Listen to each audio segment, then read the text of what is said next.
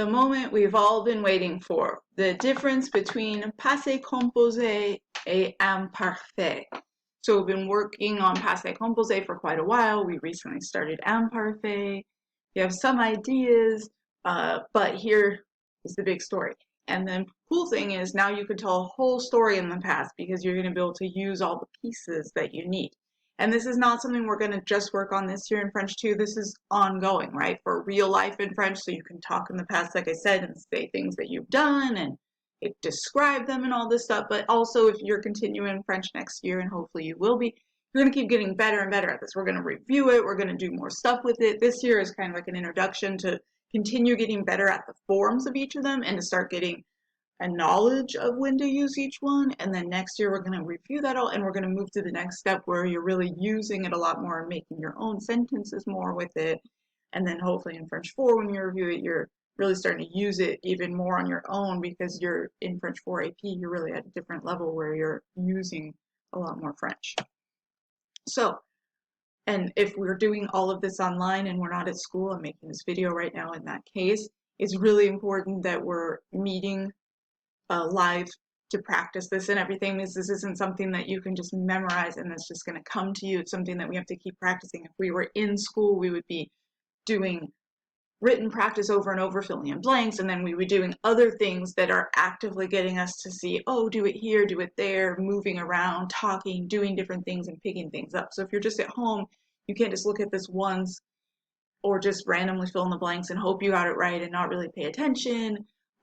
Or study the night before, because it's something that you have to like get. It's the concept thing that adds to each other, right? And not just memorizing. And also we have the concept that we still have to know all our forms of passé composé. We have to know the forms of imparfait, and then also decide which one. So if anyone's still struggling with forms, you've got to get that down, because our goal is going to be right now for this year getting to the point where I can give you a sentence and you have to decide, do I need passé composé or do I need imparfait, and what's the right form? So if you say, oh, it's passé composé, but you don't conjugate it right, then you've only got 50% of it, and we don't want to get 50% on all of them. So if you're still struggling with some forms, pull out your whiteboard, start practicing, write down a verb, write all the forms, check it. If you got it wrong, do it again. Do that several times a week on the ones that you're missing until you're getting them right. So, passé composé. Pourquoi le passé composé? We're going to use this for actions that have happened one time or a specific number of times. Les actions qui se sont passées une fois ou un numéro spécifique. So I say specific because that's going to be really important. Just because you did it more than once, it can still be passé composé. The idea is we know exactly how many times. 5 times, 2 times.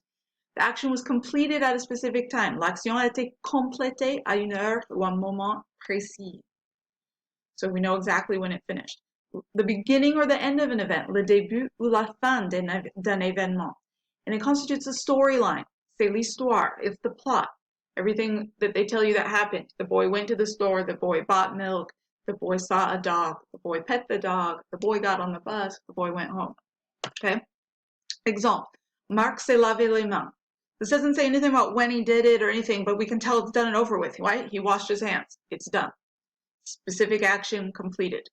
Marie est arrivée en retard. She arrived late. We don't know when that was, but it's specific action and it's done with, right? If she arrived late, she arrived, it's finished. So passé composé is really for things that are specific.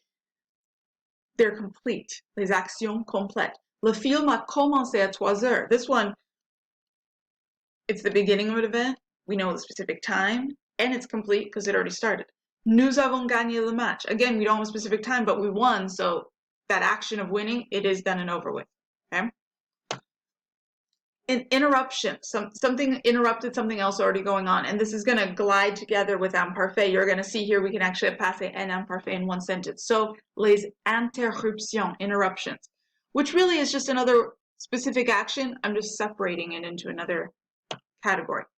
Je travaillais quand Marc est arrivé. Je travaillais is an imparfait, right? Marc est arrivé is passé composé. Do we know when I started working? No.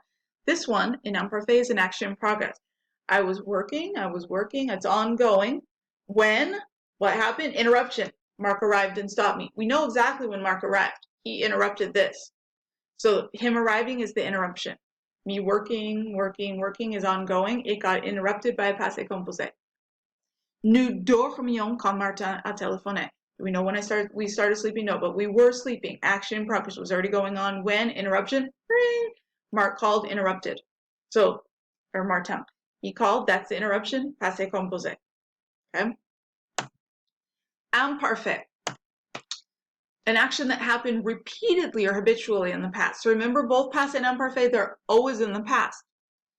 So imparfait. Les actions habituelles ou répétées au passé. Some students start to go, oh, well, I always swim every day. That's not imparfait, that's right now. If you say I swim every day, that's present tense. But in the past, when I was a kid, I always swam every summer. That's habitual, meaning repeated, something you did often. Okay? Par exemple, Martin travaillait dans le jardin tous les jours. He worked in the garden every day. It's every day, so that makes it habitual, repeated, so it's imparfait, not just once, which would be passé composé. J'allais au cinéma le samedi quand j'étais jeune. I went to the movies every Saturday when I was young. So not only do we have the when I was young, which is definitely habitual, ongoing time period, non-specific, but le samedi, as opposed to just samedi, means every Saturday, so it's habitual, imparfait. Actions in progress in the past, which we just saw on the last slide, les actions en progrès au passé. So let's look at the second example before we look at the other one. Je mangeais quand Pierre est arrivé chez moi. This is just like the two examples we saw in the previous slide. Do we know when I started eating? No. But sometime in the past, I was in the middle of eating. Action progress. I was eating. When? Interruption. Pierre arrived. So that action in progress, me eating. I was eating. That's imparfait. Passé composé is the interruption to my eating. Pierre arrived. Okay? Let's look at the first example here. Hier à 2 heures, les élèves écoutaient pendant que le prof parlait. We do have a specific time, but look at the sentence. Yesterday at 2 o'clock, the students were listening while, pendant que le prof parlait. This while is showing me that both these things were going on at the same time. So it's two simultaneous actions in progress. If I had a video and I looked in yesterday at 2 o'clock, I would see what was happening. The students were listening while the teacher was talking. It's not right at 2. The students listened and the teacher talked. Two ongoing. So you could have two imparfaits in the same sentence. Qu'est-ce que tu faisais hier à 4 heures? I'm really nosy and I called you and you didn't answer the phone. I'm like, what were you doing at 4 o'clock? Not what did you do right at 4? What were you doing? You started at some time. You were in the middle of doing it at 4. What were you doing? Okay. And finally, numéro 3, to describe a condition in the past. We're going to use this as description, la description. We're going to go into a little more detail about what defines description, because in the past, when I started teaching this, students would say, what? Well, I didn't know that counted as description. So let's see what is description, la description. A little acronym, if that helps, to help you remember what counts as description. It's all wet. Age, attitude, appearance. Âge, attitude, apparence. J'avais 3 ans. I'm talking about myself in the past, and I say I was 3 years old. I'm describing my age. Marc n'aimait pas travailler. He didn't like working. That's talking about an attitude. Sarah était une belle fille. We're talking about what she looked like, appearance. Location. Sarah était dans la forêt. Talking about where she was. There were a lot of trees in that location. Il y avait des arbres. So these are all descriptions. Weather. Il faisait chaud. Il faisait beau. Il faisait froid. Emotion. Marie était triste. J'étais contente. Right? Physical attributes. This is also basically like appearance up here. Just added this down here. So les choses physiques, la description physique. Claire était grande et blonde. Marc était petit. Time, l'heure. Il était 3 heures et nous avions tous faim. It was 3 o'clock and we were hungry. So we're setting the scene. It was 3 o'clock. We were all sitting at the table waiting for dinner and we were so hungry. So we're setting the scene. We're describing the time. Compare that to this. À 3 heures, j'ai mangé. Notice that both of these have a time.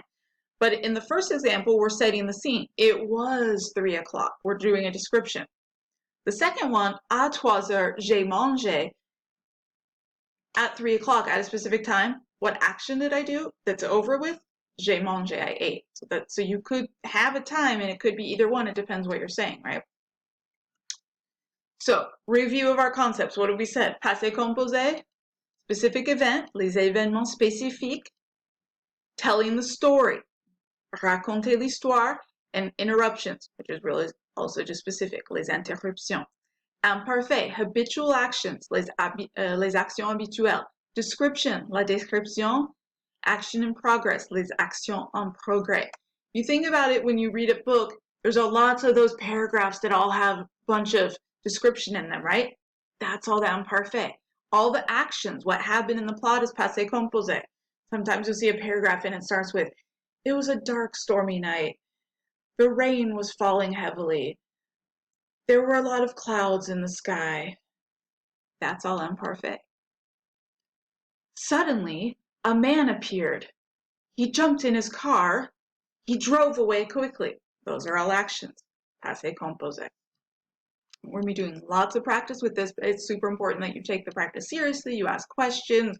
You use your notes for all the practice, not just these notes for deciding passé versus imparfait, but your notes for the form so that you're doing your best to practice correctly every time, leading towards when we have assessment on this. Finally, these are obviously not all the expressions, but these are going to be some expressions to get us started, seeing some key phrases that are going to help us with deciding if we should use passé composé or imparfait. So the first thing we want to do when I give you a sentence and I say, should I put this verb in passé or imparfait? The first thing you want to do is look and see, do I see any of these expressions? If you see any of these, they're indicating specific activities, so passé composé. Also keep in mind, you want to use this list as a basis. So you might see something similar to one of these and go, oh, I'm going to apply that rule here. For example, one day. What if you see one night, one afternoon? It's the same idea.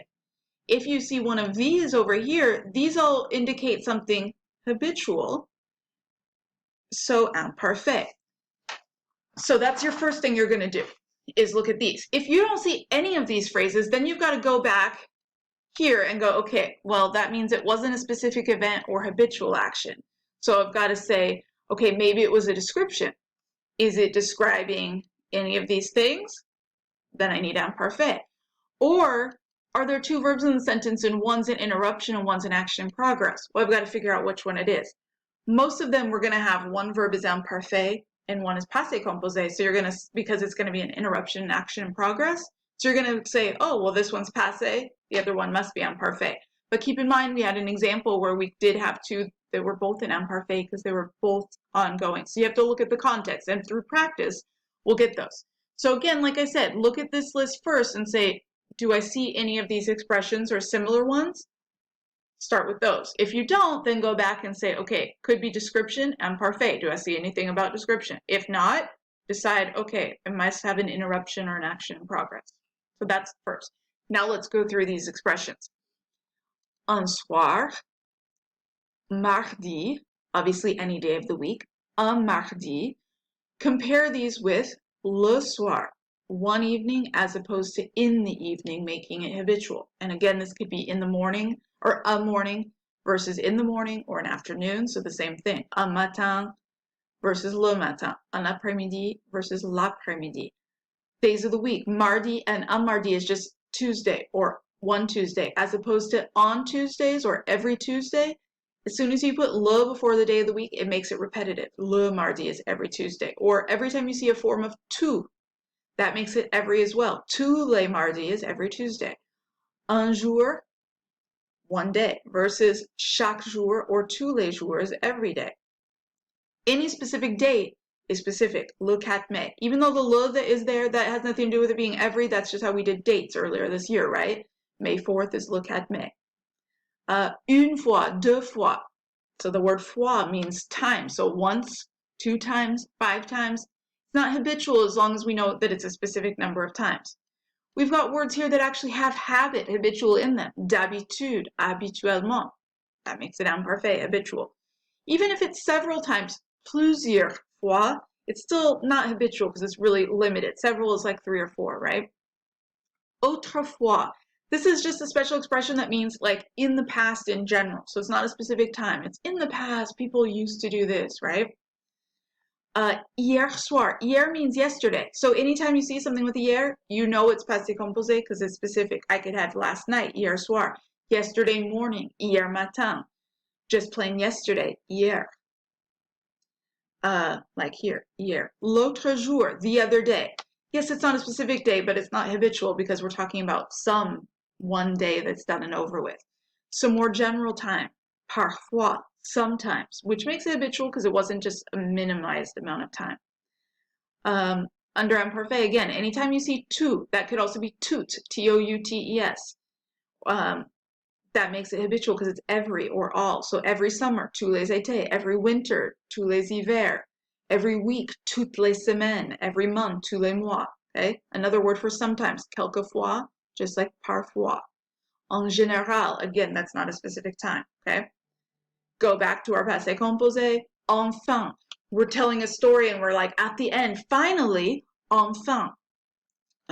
As we go through some of the examples, we'll get some other words like how to say first, d'abord, D''A', d'abord. We've got two words for suddenly, soudain, tout à coup. There's no difference, they're both there. Suddenly, if something happens suddenly, then it's done and over with, that's passé composé. And then mardi dernier, last. Every time you have dernier, that makes it specific. It could be last Tuesday, last week, la semaine dernière, last month, le mois dernier. Okay, you might see dernier feminine or masculine, dernier, dernière. Imparfait then, often, makes it habitual, souvent, de temps en temps, from time to time. Same idea as quelquefois, sometimes, from time to time. And then pendant que, that we saw in the example, for a while, to show two habitual activities going on at the same time. So you need to study these as vocabulary as well as specific versus habitual, passé versus imparfait. You need to know what they mean so you can actually use them too. So a lot of these are words that you've at least seen, but definitely soudain, tout à coup are brand new, so we've got to work on those. And voila.